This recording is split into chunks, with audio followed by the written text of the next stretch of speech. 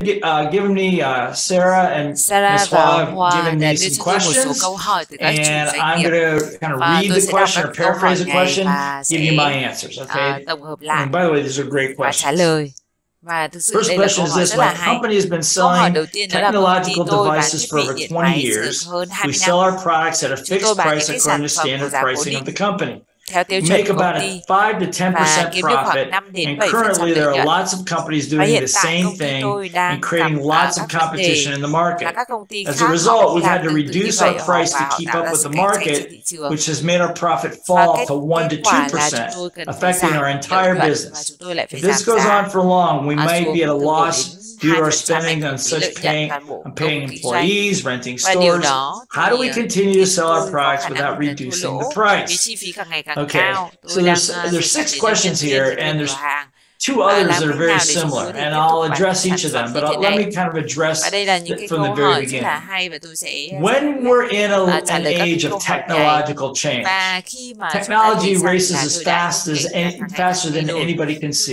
In a very famous book called The Price of Tomorrow by Jeff Booth, who's a technologist here in America and a very successful entrepreneur, he talks about the fact that technology is growing faster than anybody can even imagine. You can't even see it. I mean, trucks will be driving themselves soon. Healthcare will be done by internet and phone. Businesses are created and lost overnight. Jobs are created and destroyed in a matter of weeks or months. It's a very unstable time. But at the end of the day, we all live a better life because the technology helps us do more with less. Okay? So let's just take a look at this particular situation. Vậy chúng ta hãy cùng xem cái tình huống cụ thể này. Been selling these devices for over 20 years. The person also happens to be an owner of an electronics distribution business and also has a chain of electronic stores specializing in selling washing machines, air conditioners, televisions, refrigerators, big appliances, high-ticket items. Okay, so here's the overall piece. What I've noticed since COVID 2020. It's much easier to sell higher ticket items than it is to sell low ticket items. I'll explain more of that later. But the idea is that with a low ticket item, you have no real opportunity to sell. Why? Because it's a commodity. And what happens is people are just shopping price. And you have a lot of competitors, they have a lot to choose from. For a small ticket item, and I don't know what it is in Vietnam, but let's say something that's under $100 in the United States. People are not, it's not cost justifiable to sit down with every customer and try to sell them on the process. You have to be very, very clever or have the lowest price. And that's not always a good thing, because if you're trying to lower, as this person's doing, lowering your price, then everybody lowers their price and it becomes a race to the bottom, to the lowest possible price. The problem with that race is you might win it, or worse yet, come in second place. And that's not going to be good, because as you can see, it's eroded his or her profitability, and it's not a race that you want to get in if you're looking for sustainability. So what are your options? Well, I would say this. Like many organizations and many of these questions, I'm going to give you answers that you may not like hearing. But this is based upon observation. It's also based on my own personal experience. And that is this. Sometimes if a product is no longer competitive or no longer viable for your profitability of your business, you got a couple options. The first one is stop selling the product. Now this person's he has sells televisions, washing machines, appliances, right? So that may be a better business because it's a higher ticket item and it's worth your while to talk to somebody about the merits of your product. But when you're a commodity, people are just shopping the price. And it doesn't warrant a salesperson spending an hour trying to explain to somebody why to buy a $100 item. That salesperson is going to cost you more than the sale, as is mentioned here. So one of the things to do, as in COVID, is you may have to take a look at how you're going to pivot on that piece of the business. Are you going to continue to sell it? Is it worthwhile just to will you actually be profit ahead if you let go of it? Or would it be better to maybe buy a couple of your good competitors, purchase their companies, assuming they have a really, really good product, grab some of that market share, and the cost, the payout, the cost of buying that Và để business, chúng ta sẽ cân nhắc về các cái khoản chi phí. coupled with the volume that you'll increase by selling to their customers, may offset the problem. So that's one thing. You can acquire some of your lower cost competitors so that you don't have to be paying the cost of manufacturing those items, okay? So the cost is deferred to somebody else, and you just simply become a joint venture partner, and you're taking a percentage. That's it. So you have very, very little production costs on it. That's one opportunity. Another opportunity is to, again, find another distributor, somebody that's not distributing it, somebody else besides you that's distributing it. That way you don't have to service it quite as much. They buy quantity, they sell it, and you provide sales support. Now, a couple things. Thì đó cũng là một cái giải pháp. Pivoting. Let's talk about pivoting for a second. Và bạn cũng có thể áp dụng theo được cái vòng xoay về tài chính.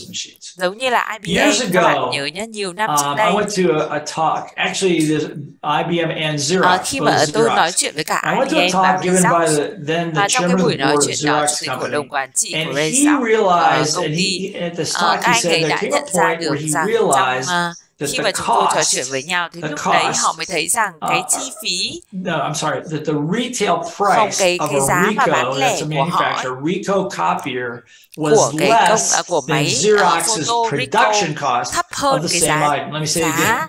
Chi phí sản xuất của Xerox Ricoh's selling price to the public, the retail price, was less than Xerox's production cost, but it cost to produce a similar product in their organization.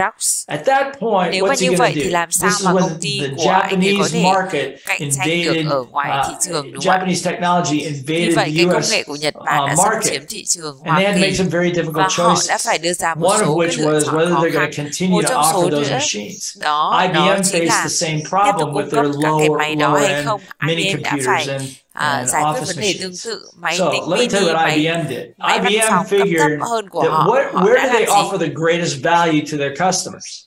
And the greatest value to their customer was not in the sale of product, in that group of product. It was an advisory service.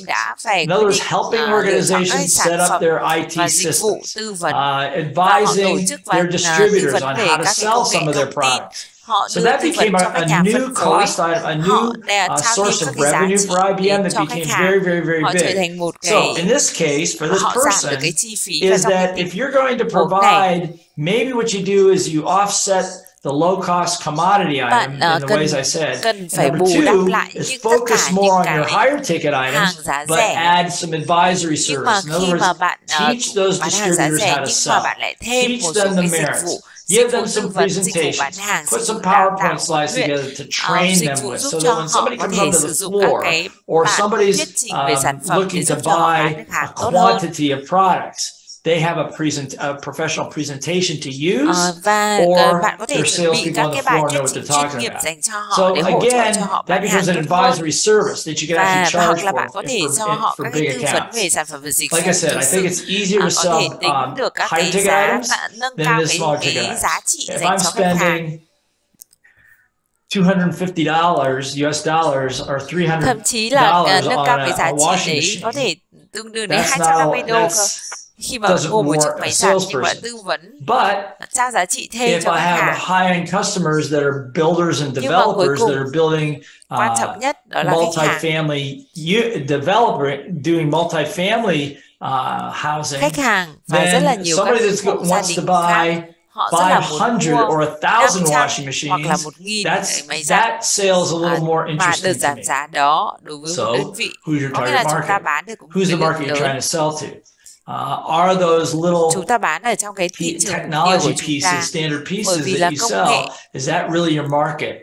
One thing I had to take a look at thực sự nó cũng là trong cái thị trường khi mà chúng ta nhìn thấy COVID-19 tấn công thế giới của chúng ta, thì Robert Kiyosaki và tôi đã gặp nhau và chúng tôi tự hỏi đặt câu hỏi rất là quan trọng, đó là khách hàng của chúng tôi bây giờ. Really, when you looked at it, the profile had changed overnight. People weren't traveling, people weren't going to seminars, chỉ qua một đêm thôi mà mọi thứ đều thay đổi, du lịch không còn nữa, các cái chương trình hội thảo không thể thực hiện nữa, các sản phẩm kỹ thuật số, đại loại như vậy nó càng ngày càng phát triển. Và chúng tôi dành rất là nhiều Vietnam cũng là một trong những cái sự thay đổi rất là lớn khi mà đối mặt với cái điều này. Nhật Bản, Hàn Quốc hay là các quốc gia khác họ cũng đã đưa áp dụng công nghệ vào. Việt Nam cũng là một trong những nước để phát triển về sản xuất. Nhưng mà tất cả những cái nước đang phát triển như vậy, họ đang nghiêng đến sản xuất và dịch vụ để trở thành cái nền kinh tế dịch vụ. Bởi vì khi mà chúng ta xoay trục dịch vụ để chúng ta có thể bán được cái sản phẩm của chúng ta với cái giá cao hơn, số tiền cao hơn, cũng như là đảm bảo về các cái cải thiện các cái kỹ năng bán hàng và để giúp cho họ trở nên chuyên nghiệp hơn, thì chắc chắn là cái phần thu nhập của bạn sẽ nhiều hơn. Và trên thị trường của chúng ta thì không phải là tất cả dành cho tất cả mọi người, cho nên thực sự cái sự cạnh tranh nó sẽ vô cùng khốc liệt và nó tiếp tục nó sẽ khó khăn, nhưng mà bạn phải chuẩn bị cho nó, bởi vì bạn quan trọng nhất là bạn phải dành tập trung vào cái nhóm khách hàng mục tiêu, nhóm khách hàng có thể đem lại cho các bạn. Okay, so hopefully that và helps. đặc biệt cái sản phẩm và dịch vụ của bạn